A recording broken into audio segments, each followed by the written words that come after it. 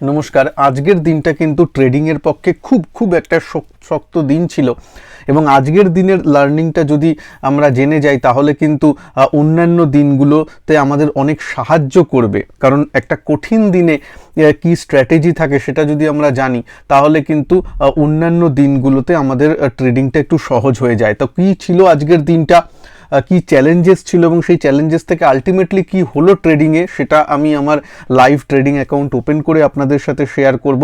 আজকে স্টুডেন্টদের সাথেও ক্লাস ছিল, সুতরাং সেই লার্নিংটাও আপনাদের সাথে শেয়ার করব।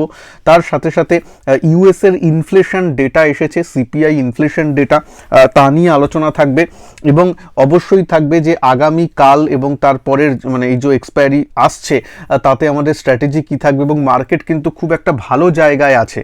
হ্যাঁ, সেটার জায়গাটা কি তা নিয়ে আলোচনা থাকবে নিফটি ব্যাংক নিফটিতে। ভিডিওটাকে স্কিপ করবেন না, শেষ পর্যন্ত অবশ্যই দেখবেন এবং ভিডিওকে একটু লাইক করে দেবেন। চ্যানেলে যারা নতুন, চ্যানেলকে সাবস্ক্রাইব করে বেল আইকনকে প্রেস করে দেবেন যাতে নতুন ভিডিও আপলোড করলে তার নোটিফিকেশন আপনার কাছে চলে আসে। দেখুন, এখন ইউএস মার্কেট চলছে। ইউএসএ যদি দেখেন ভালো, ডাও জোন্স প্রায় 150-150 পয়েন্টের মতো প্লাস। সব থেকে ভালো লাগছে যে S&P 500, ন্যাসড্যাক, ওদের যে রাসেল 2000 যেটা স্মল ক্যাপ ইন্ডেক্স সেটাও 1.5% প্লাস ভালো। কারণ ইউএসের যে ইনফ্লেশনটা এসেছে সেটা দেখতে পাচ্ছেন যে 4% অ্যানুয়াল, মানে সাল দর সাল যাকে বলে, ইয়ার অন ইয়ার 4% অ্যানুয়াল রেটে রাইজ করেছে, যেটা কিন্তু লোয়েস্ট ইন 2 ইয়ার্স। ওখানে বলেইছে, মানে বুঝতে পারছেন ইনফ্লেশন ইজ আউট হচ্ছে, মানে যা এক্সপেকটেশন চলছিল ফেডের যে তারা রেট হাইক করছিল যাতে ইনফ্লেশনটাকে নিচে নামানো যায়, সেটা কিন্তু এফেক্টটা দেখা দিচ্ছে। এটা একদিক দিয়ে ভালো। তাহলে সামনের যে ফেড পলিসি তাতে তারা নিশ্চয়ই মানে ইন্টারেস্ট রেট হাইকিংটাকে পজ করবে বলেই সবাই মনে করবে অ্যানালিস্ট মহল। তো এটা একটা ভালো দিক মার্কেটের পক্ষে। ইউরোপ কিভাবে বন্ধ হয়েছে যদি দেখেন, ইউরোপও কিন্তু পজিটিভে বন্ধ হয়েছে, সুতরাং একটা পজিটিভ ভাব, গ্রিন ভাব আছে। ঠিক আছে, তো কালকের দিনটা আমাদের জন্য কি হবে সেটা কিন্তু খুব ইম্পর্টেন্ট হয়ে যাচ্ছে। তো চলুন, তার জন্যে আজকের দিনে কি হলো আগে সেটার অ্যানালিসিস দরকার। আর আজকের দিনটা কেন আমি ওয়ান অফ দ্য কঠিন দিন বলছিলাম।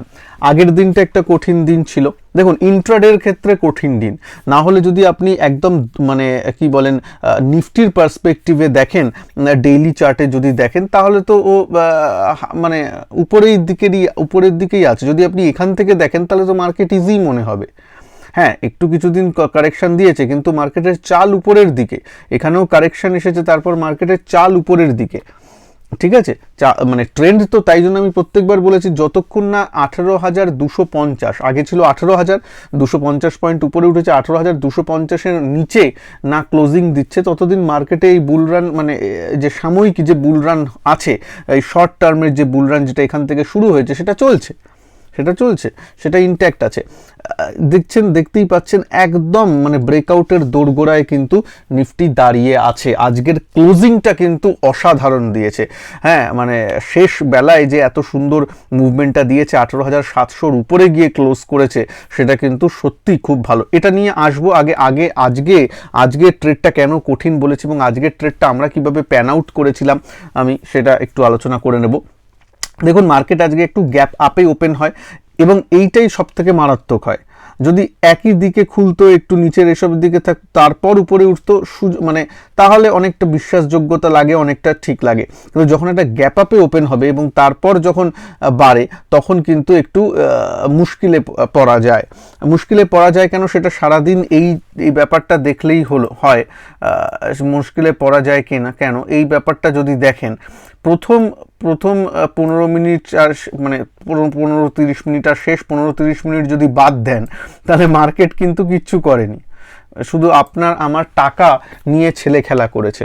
সত্যিই তো তাই, টাকা নিয়ে ছেলে খেলা হয়েছে। কারণ উপরের দিকে দেখুন, আপনি কোনো একদিকে যে পয়সা রোজগার করতে পারবেন তা নয়, উপরের দিকে যাচ্ছে আবার নিচের দিকে আসছে, এখানে তো একদম কোমর ভেঙে দিল বলতে পারি। তারপর যখন আবার নিচে আসবে ভাববেন যে সুন্দর ফলো করছে, এই যে এইখানে যদি ট্রেন্ডকেও টানে যে এইখানে এই লোগুলোকে সার্ট করে একটা ক্যান্ডেলে ভেঙে দিল, তারপরে কিন্তু যদি নেন মানে আবার আপনার স্টপ লস হিট উপরের দিকে। সুতরাং বুঝতেই পারছেন খারাপ মার্কেট। কেন এটা হয়েছে, এটা কিন্তু আজকে শর্ট কভার হচ্ছিল।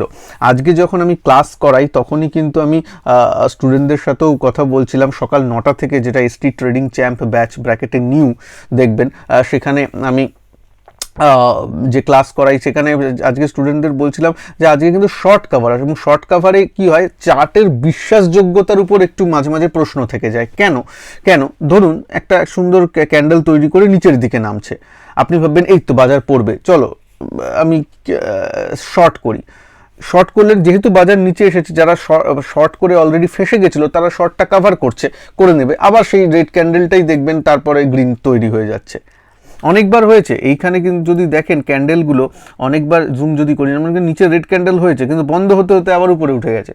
এই জন্য শর্ট কভার যদি হয়, আবার গ্রিন ক্যান্ডেল ধরুন হচ্ছে উপরে উপরে যাচ্ছে, ভালো লাগছে, কিন্তু সেটা শর্ট কাভারিংয়ের জন্য যাচ্ছে, তার রিয়েল বাইং হচ্ছে না, সেহেতু যেই শর্ট কাভারিংটা স্টপ করে দিচ্ছে আবার বাজার নিচের দিকে একটু নেমে আসছে, বাজারের ওজনে ভারে নিচে নেমে আসছে, যেহেতু রিয়েল বাইংটা একটু কম হচ্ছে, শর্ট কাভারিংটা বেশি হচ্ছে। তো সেই জন্যই বলছিলাম মাঝে মাঝে চার্টে ট্রেড করাটা খুব মুশকিল হয়ে যায়। যাই হোক, আজকে তাই জন্য কিন্তু আমি দেখুন আজকে যদি এই করেন, আজকে কিন্তু মানে কল শর্ট করা হয়েছিল, দেখতেই পাচ্ছেন 62 টাকা, এটাই মেন পজিশন, 62 টাকায় কল শর্ট করা হয়েছিল, 18,700 কল অপশান, এবং তারপর যখন সারাটা দিন একই জায়গায় প্রায় দাঁড়িয়েছিল, তারপর যখন ওই ফিটাকিটিকেও এতে কম হয়, কারণ শর্ট কাভার করলে তো তারা আবার মানে কল অপশানগুলো বাই করে। শর্ট কাভার মানে কি, কল রাইটাররা তারা ফেঁসে যায়, তারা তখন কলের প্রিমিয়ামগুলো আবার বাড়তে থাকে। তা বলে কি পুট সেল করলে লাভ হতো? একদমই নয়, সেটাও ফেঁসে যাওয়ার চান্স আছে, কারণ কখন যে শর্ট কাভারিংটা বন্ধ হয়ে যাবে সেটা তো আপনি জানেন না। মানে 12:30টায় শর্ট কভার শেষ হয়ে গেল, নাকি 1টায় শেষ হয়ে গেল, নাকি 2টো পর্যন্ত লাগলো, নাকি সারাদিনই থাকলো, সেটা তো আপনি জানেন না। সুতরাং ওই আজকের দিনগুলো ট্রেডের পক্ষে একটু কঠিন দিন হয়, এবং সেই জন্য দেখুন তাতেও অল্প পয়েন্ট নিয়ে খুশি থাকতে হয়। তাতেও 3,500 টাকার মতো এসেছে। একবার রিফ্রেশ করে দিই, ইটস গুড। কিন্তু এইটা আজকে যেহেতু কল সেল করেছিলাম, তাই জন্য কিন্তু মানে বা অপশন সেলিং ছিল আজকে, জিনিসটা কিন্তু ঠিক টাইমে এন্ট্রিও মোটামুটি করা হয়েছে এবং এক্সিটও করা হয়েছে, এবং স্টপ লসটা একদম ঠিক ছিল। স্টপ লস কি, যেটা আগেও দিনও আপনাদের সামনে অনেকটা শেয়ার করেছিলাম ইউটিউবে, যে 18,700 থেকে 730, 725, 730 এই জোনটা একটা কনজেশন জোন, এই জোনে পর্যন্ত আমার স্টপ লস ছিল। যেহেতু বিয়ারিশ ছিলাম, কল সেল মানে একটু আপনি নিচের দিকে আসার প্ল্যান করছেন, তাহলে কিন্তু এবার নিচের দিকে আসার প্ল্যান কেন, দাদা চারটা তো খুব সুন্দর লাগছে, হ্যাঁ 3:30 পর চারটা তো ভালো লাগেই, কিন্তু প্রথমেই যদি দেখেন আমি অনেকটা কমফোর্টেবল থাকতাম যদি এটা নিচের দিকে, এটা নিচে খুলে তারপর যদি উপরে যেত, এবং রিয়েল মানি বাইংয়ের জন্য যদি উপরে যেত, তাহলে অনেকটা কনফিডেন্স পাওয়া যেত, তখন হয়তো আমি ডাইরেক্ট কল বাই করে নিতাম। হ্যাঁ, কিন্তু সেই জিনিসটা যেহেতু হয়নি এবং গ্যাপ হওয়ার পরে সেইটাই উপরে গেছে, সুতরাং সেই বাড়াটা একটু সন্দেহ লাগে। এবং দেখবেন সারাদিন তারপর বাজার কিছু করেনি, এই একই জায়গায় গিয়ে বন্ধ হয়েছে, কিন্তু বন্ধটা খুব ভালো দিয়েছে। কালকের জন্য বাজার কিন্তু খুব ভালো হয়ে যাচ্ছে। ঠিক আছে, চলুন এবার কালকের জন্য বাজার নিয়ে আলোচনা করি। তার আগে ভিডিওকে ভালো লাগলে একটু লাইক করে দিন, আর যারা আমার সাথে লাইভ মার্কেটে আমি যে প্র্যাকটিক্যাল ক্লাসগুলো করাই, তার সাথে থিওরি ক্লাস থাকে মাঝে মাঝে উইকেন্ডে স্পেশাল, আর তাছাড়া যে প্র্যাকটিক্যাল ক্লাসটা আমি মনে করি প্র্যাকটিক্যাল লাইভ মার্কেটে অনেক কিছু শেখা যায়। তাছাড়া এই জিনিসগুলো লাইভ মার্কেটের ক্যান্ডেল না দেখলে বুঝতে পারবেন না, 3:30 পর দেখে হয় না। তো আর ট্রেডিংটা খুব একটা ইজি নয়, সেটা সবাই আশা করি জানেন। তো লাইভ মার্কেটে যদি ক্লাস করতে চান, যেটা আমি করাই মাসে 10 থেকে 15টা লাইভ ক্লাসে, তা এই ভিডিওর নিচেই দেখবেন জয়েন বাটন আছে। আমার প্রত্যেকটা ভিডিওর নিচেই জয়েন বাটন থাকবে, ওই জয়েন বাটনটা ক্লিক করে ডিটেলস পেয়ে যাবেন, এনরোল করতে পারেন যদি ইচ্ছা হয়। তো এসটি ট্রেডিং চ্যাম্প ব্যাচ ব্র্যাকেটে নিউ যেটা লেখা আছে সেখানে জয়েন করবেন। আচ্ছা, এইবার দেখুন এই যে ব্যাপারটা বন্ধ হলো, তাহলে কালকে নিফটির জন্য কি ভালো হলো সেটা একটু আলোচনা করে দেবো, তারপর কিন্তু ব্যাংক নিফটি নিয়ে আলোচনা করব। দেখুন একদম দোরগোড়ায় আছে ব্রেকআউটের, তো মানে এইখানে হাই হয়েছিল 750, রাউন্ড ফিগারেই বলছি, +- 20 পয়েন্ট করে নেবেন। 750-এর উপরে যদি টিকে যায় তাহলে তো ব্রেকআউট কনফার্ম হচ্ছে, কিন্তু 18,700-র উপরেও যদি থাকে, ভালো করে লেভেলটা লিখে দিচ্ছি, 18,700-র উপরেও যদি স্টে করে, তাহলেও কিন্তু যথেষ্ট ব্রেকআউটের সম্ভাবনা আছে, এবং তাহলে কিন্তু ভালো। তাহলে কিন্তু ভালো, তখন কিন্তু আমি নিজেও হলে একটু বাইংয়ের সাইডে থাকবো, মানে নিফটিতে বুলিশ সাইডে আমি কিন্তু থাকবো যদি 18,700 উপরে ও স্টে করে। ঠিক আছে, অবশ্যই কালকে কোথায় খোলে দেখা যাক। খুব একটা যদি প্রচণ্ড গ্যাপ আপ হয়ে যায় সেটা তো আলাদা ব্যাপার, তাছাড়া যদি নর্মাল ওপেন হয় তাহলে তো সুন্দর একটা জিনিস করার চান্স থাকেই। 18,700 কিন্তু যদিও সাস্টেন করে, হ্যাঁ 18,700 নিচে ভেঙে গেল এই করলো তাহলে তো সেই রেঞ্জেই থেকে যাচ্ছে, কিন্তু আসল ব্রেকআউটটা হবে কিন্তু 750-এর উপরে। আসল ব্রেকআউটটা 750-এর উপরে, মানে এই সব লেভেলগুলো ক্রস করে এখানে যদি টেকে। কিন্তু একটা লেভেল বলছি সেটা মনে রাখবেন, এটা হলে ব্রেকআউটটা হলো, তা বলে কি আমি ট্রেড করব? একটা কিন্তু বাধার জায়গা আছে অপশানের যে ডেটা আসছে তার উপর, চার্টে নয়, অপশানের ডেটার উপর বেস করে একটা আছে, সেটা আমি আপনাদের সাথে বলি। সেটা হচ্ছে এক্স্যাক্ট যদি আমি লেভেলটা লিখি, সেটা হচ্ছে এটা মনে রাখবেন 18,780 থেকে 18,810, এই জোনটা কিন্তু একটু হলেও বাধার জায়গা আছে। এই জোনটা পেরিয়ে গেলে একদম খোলা নীলা আকাশ যাকে বলে, মানে একদম লাইফ হাইকে জন্য তৈরি সেই জিনিসটা। ঠিক আছে, এই জায়গাটা একটু আটকাবার জায়গা, তাই জন্য 700 ধরুন নিচে, তাই জন্য কালকে ওপেনিংটা খুব ইম্পর্টেন্ট হয়ে যাচ্ছে। যদি ওপেনিংটা প্রথমেই গ্যাপে খুলে ধরুন 780-তেই খুললো, কথার কথা বলছি, বা 770-এ খুললো, আর আমি জানি 780 থেকে 810, 18,800 এই জায়গাটা একটু কনজেশন জোন বা ডেটা অনুযায়ী, তাহলে আমি ওইখানে প্রথমেই লাফিয়ে পড়বো না।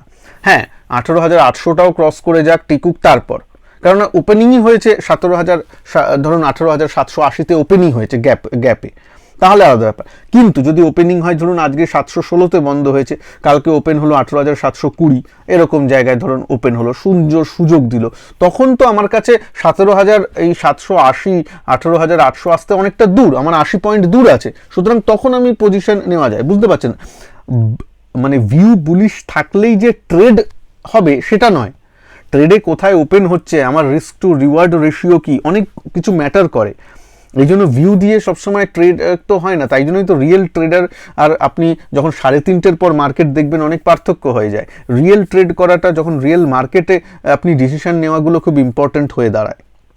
ঠিক আছে, তো আশা করি বুঝলেন। খুব গ্যাপ আপে হলে কিন্তু গ্যাপকে মানে ওই তাড়া করাটা উচিত নয় নিফটিকে, তখন একটু ধীরে সুস্থে কাজ নিতে হবে। ঠিক আছে, তো আর নিচের দিকে বললাম 18,700, তার নিচে যদি থাকে তাহলে বুলিশ ভিউটা অ্যাটলিস্ট থাকবে না। ঠিক আছে, চলুন এবার কালকের জন্য খুব সিম্পল, 700-র উপরে ভালো, গ্যাপ আপে হলে ওই 780-তেই যদি ওপেন হয় না, ধরো গ্যাপ আপ হলো কিন্তু 700, ধরুন 20 পয়েন্ট 30 পয়েন্টের গ্যাপ আপ হলো, ওটাকে গ্যাপ আপ বলাও যায় না, তাহলে তো ঠিকই আছে, 20 পয়েন্ট তো 30 পয়েন্ট ইটস ওকে। কিন্তু ওই 80 পয়েন্টের একটা গ্যাপ আপ হয়ে গেছে, 18,800-তেই খুলছে, তাহলে আর একটু দেখে যাব, তাহলে 800টা ক্রস করে সাস্টেন করুক, তারপর দেখা যাবে। বোঝা গেল? চলুন এবার ব্যাংক নিফটিতে আসি, আর ভিডিওকে একটু লাইক অবশ্যই করে দেবেন, আর আপনাদের ফ্রি পাবলিক টেলিগ্রাম গ্রুপে জয়েন হয়ে যাবেন। এই ভিডিওর ফার্স্ট কমেন্ট বক্সে আমি দিয়ে দিয়েছি লিঙ্ক, ওখানে জয়েন করে নেবেন।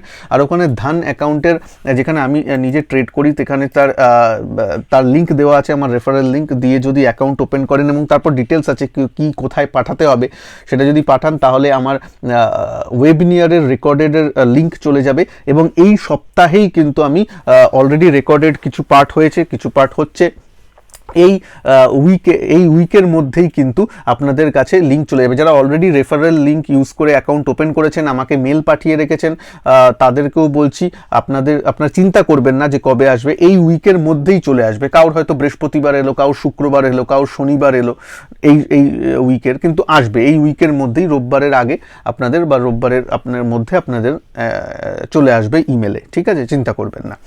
যাই হোক, তো এবার চলে আসি যে ব্যাংক নিফটির নিয়ে। ব্যাংক নিফটিতে আমি কি করব? দেখুন, ব্যাংক নিফটিতে যদি দেখি, ব্যাংক নিফটি কিন্তু ওই একটা বক্সের মধ্যে, এটাকে একটু সরিয়ে দিই তাহলে একটু ভালো বুঝতে পারবেন, তারপর আমি 15 মিনিটের চার্টে আসব। দেখুন, এখানে অনেক দিন ধরে কনসলিডেট করেছে, ও কিন্তু ব্রেকআউটের কাছে নেই। ব্যাংক নিফটি কিন্তু ব্রেকআউটের কাছে নেই, ব্যাংক নিফটি এখানে আছে, যেটা একদিকে ভালো। কেন একদিকে ভালো?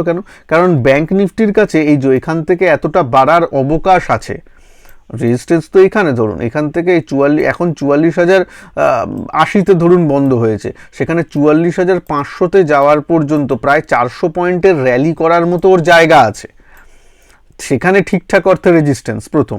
তাহলে 44,500 পর্যন্ত টেনে দেওয়ার এই আছে, ডেইলি ক্যান্ডেল হিসাবে আমি বলছি, ডেইলি চার্ট হিসাবে বলছি। তাহলে 400 পয়েন্ট যদি ব্যাংক নিফটি টেনে দেয়, আর যদি আইটির একটু সাপোর্ট পাওয়া যায়, তাহলে তো নিফটির ক্ষেত্রে ভালো না? তো একদিকে ভালো হলো যে নিফটির পক্ষে ভালো জিনিসটা হয়ে গেল। তো দেখা যাক কালকে কি হয়, কিন্তু ব্যাংক নিফটিও সাপোর্ট নিয়েছে, কিন্তু ব্যাংক নিফটি রেঞ্জ বাউন্ড, সুতরাং রেঞ্জ বাউন্ড মার্কেটে কি করব আর ব্রেকআউট মার্কেটে কি করব বোঝা গেল। ব্রেকআউট মার্কেটে যে নিফটির ক্ষেত্রে একদম স্ট্র্যাটেজি ক্লিয়ার।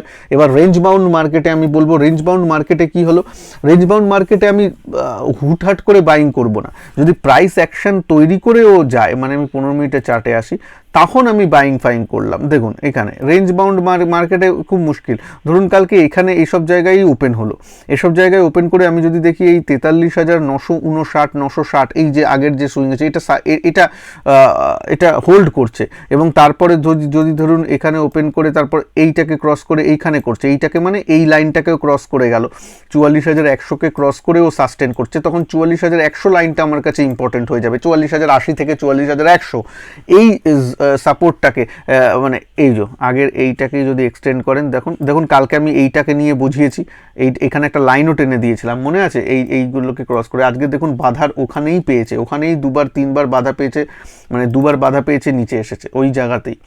তো তাই জন্য এই বাধাটা অতিক্রম করে, যেটা রাফলি ধরে রাখুন 44,100, 44,120, এই জোনটার উপরে যদি ও সাস্টেন করে তাহলে কিন্তু ভালো। সেক্ষেত্রে প্রথমে 44,300, তারপর 44,500-কেও চ্যালেঞ্জ করার জন্য কিন্তু রেডি থাকতে পারে। সুতরাং 44,100 প্লাস মাইনাস 20 পয়েন্ট করে নেবেন, এই লেভেলটা কিন্তু একটা ইম্পর্টেন্ট হতে চলেছে। 44,100 এটা আমি লিখে দিলাম, এটা একটু মাথায় রাখবেন আপনারা। ওকে, নিচের দিকে আমি বলবো যে প্রথমে তো 43,900, ব্যাস এইটা 44,000 যদি ভাঙে 43,900-তে চলে আসে, তাহলে আমি একটু কশাস হয়ে যাব। সেদিনের জন্য নয় ট্রেড করব না, কালকের দিনের জন্য বলছি, আমি বেশি লং টার্মে বা মিডিয়াম টার্মে যাচ্ছি না, পুরো সপ্তাহের জন্য বলছি না, কারণ কালকের জন্য বলছি, কারণ তারপরের দিন এক্সপায়ারি, সুতরাং এক্সপায়ারির জন্য আলাদা করে কালকে প্ল্যান করব। কালকের দিনের জন্য বলছি, যদি 43,900 ভেঙে যায় এই করে, তখন আমি আর বুলিশ সাইডে কিন্তু থাকবো না, তখন বুলিশ জিনিসগুলো একটু অ্যাভয়েড করতে হবে, ঠিক আছে? মানে আমি অ্যাটলিস্ট করব। কোনো ফিনান্সিয়াল অ্যাডভাইস দিচ্ছি না, নিজের ফিনান্সিয়াল অ্যাডভাইজারের অ্যাডভাইস নিয়েই কাজ করবেন। জাস্ট আমি কি করব, আমার প্ল্যানটা আপনাদের সাথে শেয়ার করছি, ঠিক আছে? তো দেখা যাক কালকে কি হয়। আর স্টক স্পেসিফিক তো কিছু জিনিস চলছে, স্টকগুলো সেগুলো তো বাড়াবাড়ি কিছু করবে, কিছু বাড়বে, কিছু কমবে, এইসব নিয়ে চলছে। আইইএক্সের দিকে নজর রাখবেন, আইইএক্স নিয়ে প্রচুর প্রশ্ন এসেছে, আইইএক্স নিয়ে আমি একটা ডিটেলস ভিডিও বানাবো, তবে ছোট্ট করে বলে রাখি, ওদের যে খবরটা এসেছে, যেটা ম্যানেজমেন্টও কনফার্ম করেছে, যে ওই কাপলিং হবে, এবং তার জন্য খবর এসছে, ইন দ্য সেন্স একটা চিঠি গেছে মিনিস্ট্রি অফ পাওয়ার থেকে।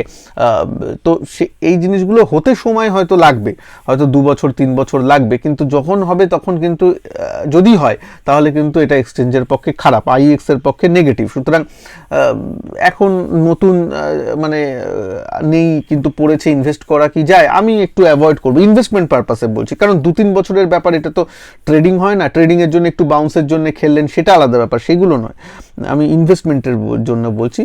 আমি অ্যাটলিস্ট পার্সোনালি এরকম নিউজটা যতক্ষণ না ওদের ব্যবসায় কি হয় না হয় দেখে আমি কিন্তু, তাহলে আমি ইনভেস্ট করবো না, তার থেকে অনেক ভালো ভালো জিনিস আছে। একটা কথা বলি, হ্যাল যে জায়গাটায় আসছে, হ্যাল কিন্তু ওই যে স্প্লিট হওয়ার আগে আমি হলে একটু প্রফিট বুক করতাম, ওই যত 3,800 3,700 এরকমের জায়গায় যাবে, 4,000-এর কাছে যত যাবে, তত কিন্তু অল্প অল্প করে একটু প্রফিট বুকিং করা উচিত, যারা ট্রেডিংয়ের জন্য নিয়েছেন। ইনভেস্টমেন্টের নিয়ে কথা হচ্ছে না, কারণ ইনভেস্টমেন্ট তো রেজাল্টের উপর নির্ভর করে, রেজাল্ট যথেষ্ট ভালোই করেছে ওরা, সুতরাং ইনভেস্টমেন্ট নিয়ে কথা বলছি না, যারা ট্রেড করেছেন। এবং আমি আপনাদের সাথে প্রথমে যখন ওএফএস এর সময় নিয়েছিলাম, তখন থেকে কভার করছি, 2 মাসে 50% রিটার্ন দিয়ে দিয়েছে। 50% রিটার্নের পর 50% 60% প্রফিট বুকিং জায়েজ, ঠিক আছে, সেটা করা যায়, তো সেই অনুযায়ী থাকলো।